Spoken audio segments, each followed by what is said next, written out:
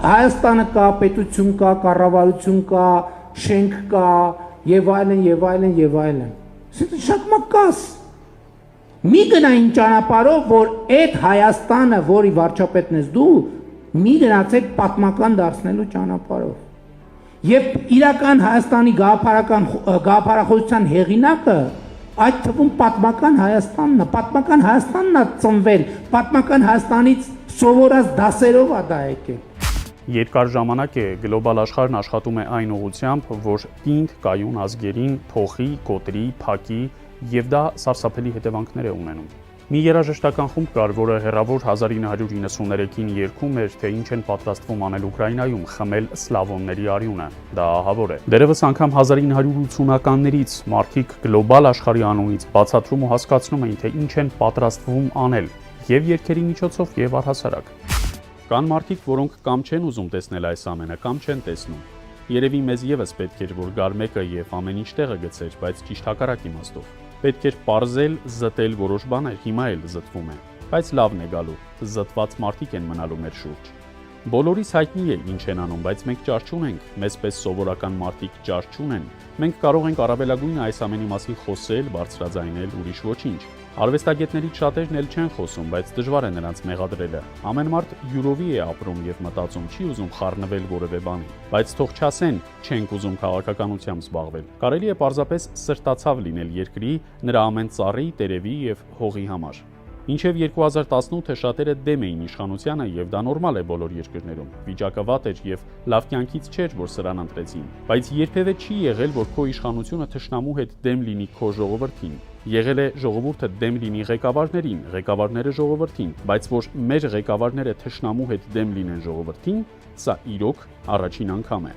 Պարտադիր չէ այս ամենը նկատելու եւ հասկանալու համար քաղաքականության մեջ լինել։ Մենք անճար ենք, մոլորված, սովոր չենք եղել, որ ղեկավարները թշնամու հետ մեր դեմ լինեն։ Դա է պատճառը, որ մենք մոլորվել ենք, չգիտենք ինչ անել։ Ամեն ահավոր սարսափելի բանի դեպքում նույնիսկ այն մարդիկ, որոնք իբրև թե գիտակից են եւ կարողանում են ամեն ինչ լավ հասկանալ, իրենք էլ են սկսում սխալ ուղղությամբ մտածել։ Անգամ գիտակից խելոք մարդիկ են սխալ հասկանում որոշ բաներ, քանի որ նման անսովոր բան է տեղի ունեցել։ Առաջին, երկրորդ, երրորդ նախագահների օրոք երբեք նման բան չի եղել։ Դժգոհություններ միշտ եղել են, դա նորմալ է, բայց որ այսպես լինի, սարսափեցնող է։ Կադրեր են ցույց տալիս, երբ մեր ղեկավարները Թուրքիայի եւ Ադրբեջանի ղեկավարների հետ ժպտալով խոսում են։ Ոչ ոք չի նեղվում, բայց երբ Ռուսաստանի ղեկավարներն են մեր թշնամու հետ խոսում, իրենց շահերից ելնելով, բոլորն ասում են, տեսեք, թուրքերի հետ մոտ են։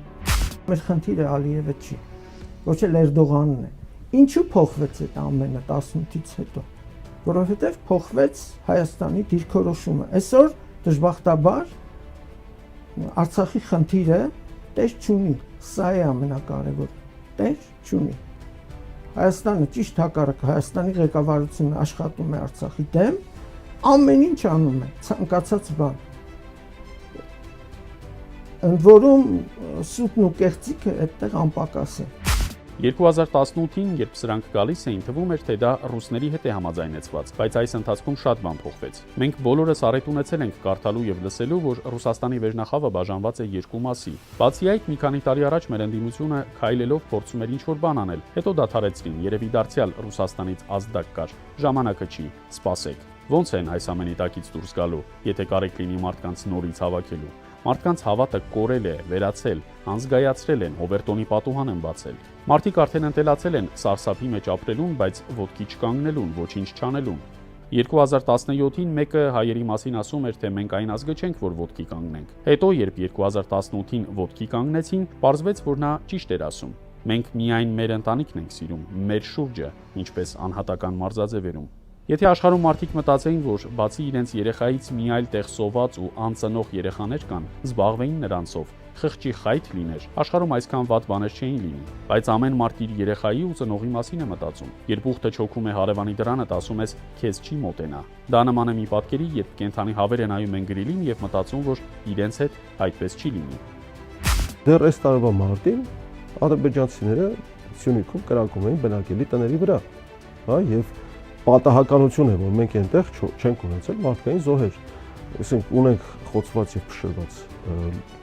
պատուհանների լուսանկարներ, ունենք տանիքների վնասվածքներ նկարներ, բոլորը կարելի է հեշտությամբ բերել դրանց սեղանին եւ ես իհարկե զարմանում եմ այսպես կոչված իշխանական պատգամավորների, այսպես կոչված ընդդիմախոսներին, որոնք դրանք չեն հիշում։ Ուկրաինացիներն ասում են, թե իրենց երկիրն Աստծո պահած է։ Մենք էլ ենք նման բան ասում ու ավերվում ենք։ Ինչ օրի հասավ Ուկրաինան, քանի 100,000 մարդ մահացավ։ Վերջում միևնույնն է Ռուսաստանի հետ խաղաղության պայմանագիր է կնքվելու։ Պարզապես այսքան մարդու պետք էր սպանել, գլոբալիստների երազանքն է դա։ Իսկ ինչ եղավ մեզ հետ, մեզ մոտ եւ ինչ է լինելու։ Որոշիր հարգելի քաղաքացի, թե որ երեսն է ճիշտ։